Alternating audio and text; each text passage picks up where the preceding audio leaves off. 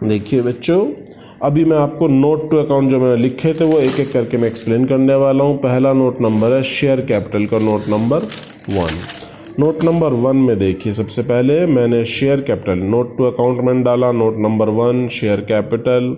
Share capital में मैं authorise share capital, मैंने ए लेवल्स में भी पढ़ाया, अभी शेयर्स में पढ़ाया था ये। Authorise share capital total nominal capital होती है जिससे कंपनी रजिस्टर्ड होती है, उसे यहाँ रख देते हैं टोटल, नीचे बंद कर देते हैं कॉलम को। इश्यूड शेयर कैपिटल इतने share at the rate of इतने एच, वो भी यहाँ रख देते हैं, बंद कर देते हैं। सब्सक्राइब शेयर कैपिटल के 2 पार्ट होते हैं, subscribe and fully paid up. Subscribe but not fully paid up. Fully paid up जिनके ऊपर पूरा अमाउंट मिल गया, नॉट फुल्ली पेड अप जिन्होंने एरियर करी है या पूरे पैसे नहीं मांगे हैं।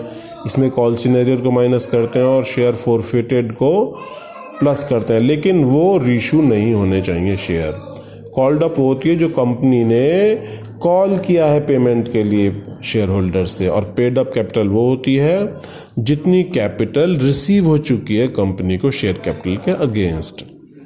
नेक्स्ट आता है आपका note number 2 reserves and surplus. Reserve and surplus पे आ जाइए। शेड्यूल 3 कंपनी एक्ट 2013 में ये 3 देखिए। रिजर्व एंड सरप्लस की पहचान क्या है?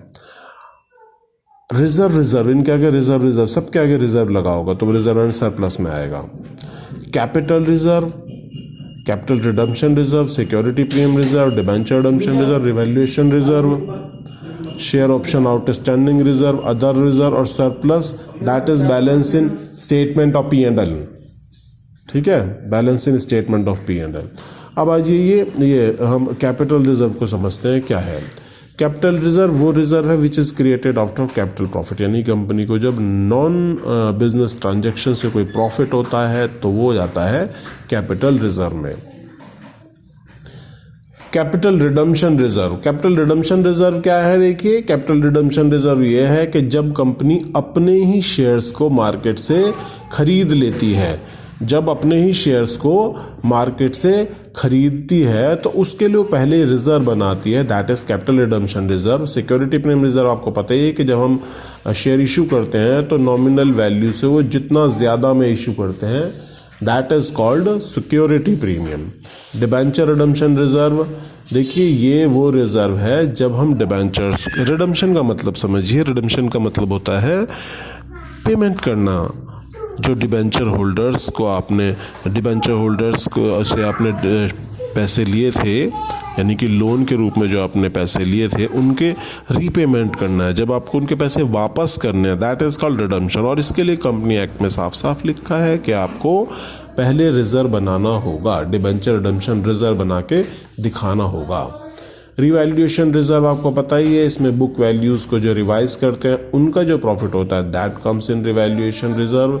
शेयर ऑप्शन आउटस्टैंडिंग रिजर्व में क्या होता है कि मार्केट प्राइस और इश्यू प्राइस के बीच में जो डिफरेंस होता है उस डिफरेंस को एम्प्लॉइज़ को वो डिफरेंस के अमाउंट आप शेयर ऑप्शन आउटस्टैंडिंग रिजर्व में डालते हैं। अच्छा, इसमें ये होता है कि अपने ही एम्प्लॉइज़ को कंपनी क्या करती है कि इश्यू प्राइस पर, यानी कि मार्केट वैल्यू से कम पर शेयर इश्यू कर देती है।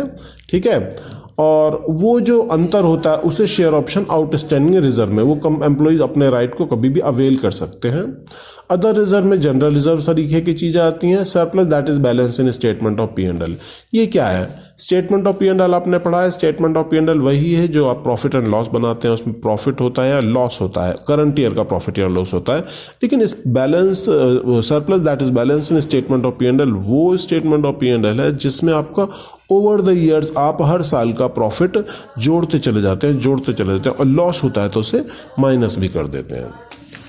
ठीक है, यहाँ नेक्स्ट आता है share application money pending allotment, amount received by company over application and they will certainly allot this share, यानी कि share application money pending allotment वो होता है, सपोज करो साल के लास्ट यानी 31 मार्च से पहले आपने शेयर्स को इश्यू किया और एप्लीकेशन मनी ले लिया। अब एप्लीकेशन के बाद अलॉटमेंट की बारी आएगी, लेकिन अलॉटमेंट तो अगले साल हो पाएगा। अब तो तब तक के बीच में जो बैलेंस शीट बनेगी वहाँ इस पैसे को दिखाया जाएगा share application money pending allotment के कैटेगरी में।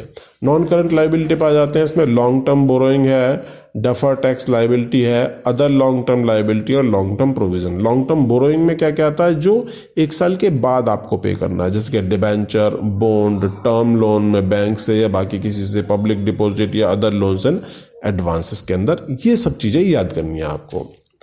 डेफर्ड टैक्स लाइबिलिटी, देखिए कंपनी की अकाउंटिंग इनकम अगर कुछ और टैक्सेबल इनकम कुछ और है तो उनके बीच में जो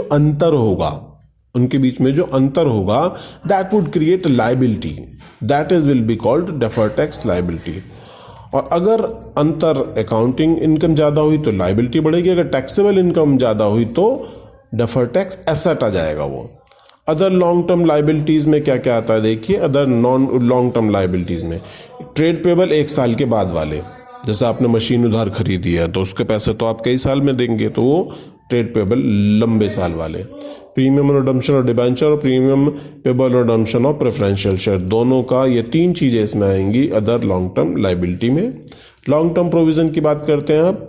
लॉन्ग टर्म प्रोविज़न यानी कि लंबे समय का प्रोविज़न, जैसे छोटे प्रोविज़न तो आपने देखे हैं, प्रोविज़न फॉर डाउटफुल डेट वगैरह, लेकिन लंबे प्रोविज़न कब बनते हैं, रिटायरमेंट बेनिफिट जब हम देते हैं कंपनीज के जो एम्प्लॉयज़ होते हैं उनके लिए रिटायरमेंट बेनिफिट के लिए पहले ही रिजर्व बनाना होता है।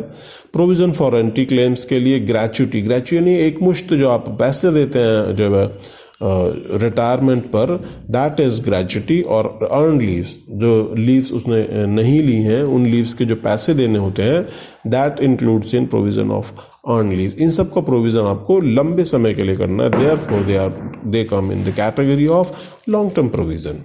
करंट लाइबिलिटीज़ की बात करते हैं तो करंट लाइबिलिटी में short term borrowing, trade payable, other current liabilities, ठीक है, और ये सारी चीज़ें इसमें आएंगी, short term borrowing, trade payable, other current liabilities. अच्छा, इसमें अदर करंट लाइबिलिटीज़ तो हम बाद में देखेंगे, शॉर्ट टर्म बोरोइंग देख लेते हैं जो 12 महीने के अंदर अंदर आपको पे करनी है, जैसे कि लोन प्रीपेबल ऑन डिमांड, ये बैंक ओवरड्राफ्ट और कैश क्रेडिट बीसी में आते हैं। लोन फ्रॉम अदर्स यानी 12 महीने के लिए लिया है, कोई डिपॉजिट है, ठीक है, या फिर और कोई लोन्स एंड एडवांस जो आपके ऊपर लाइबिलिटी शॉर्ट टर्म की क्रिएट कर रहा है, that comes in the category of short term borrowing. Trade payable में कुछ खास नहीं है, क्रेडिटर और बीपी हैं। और अदर करंट लाइबिलिटीज़ में कुछ टॉपिक है, जैसे current maturity of long term debt, interest accrued but not due, यानी कि इंटरेस्ट अक्रूड तो हो गया, सपोज करो आपको जून में इंटरेस्ट देना है, ठीक है, तो 6 महीने का इंटरेस्ट है जनवरी से लेकर जून तक का। अब जनवरी से मार्च तक का जो ड्यू हुआ है वो अभी पे तो नहीं हो रहा, अक्रूड हो गया, ड्यू तो नहीं हुआ ना अभी, तो ये ड्यू नहीं हुआ है लेकिन एक्रूड हो गया है, तो इस कैटेगरी में आएगा। लेकिन जब जून आएगा तो एक्रूड भी हो गया और ड्यू भी हो गया, तो ये उस कैटेगरी में आएगा। नेक्स्ट आपका आता है income received in advance, unpaid dividend, unpaid mature deposit और कॉल्स इन एडवांस इसी के अंदर आता है, ठीक है। यहाँ एक और चीज़ आ गई है, short term provision. Short term provision में प्रोविज़न फॉर एम्प्लॉय बेनिफिट, जो छोटे टाइम 12 महीने तक के लिए प्रोविज़न करते हैं, provision for expenses, provision for tax और बाकी प्रोविज़न जो आते हैं वो शॉर्ट टर्म प्रोविज़न के अंदर आते हैं। प्लीज़ इस बैलेंस शीट को फेयर में लिखना है और लर्न भी करना है।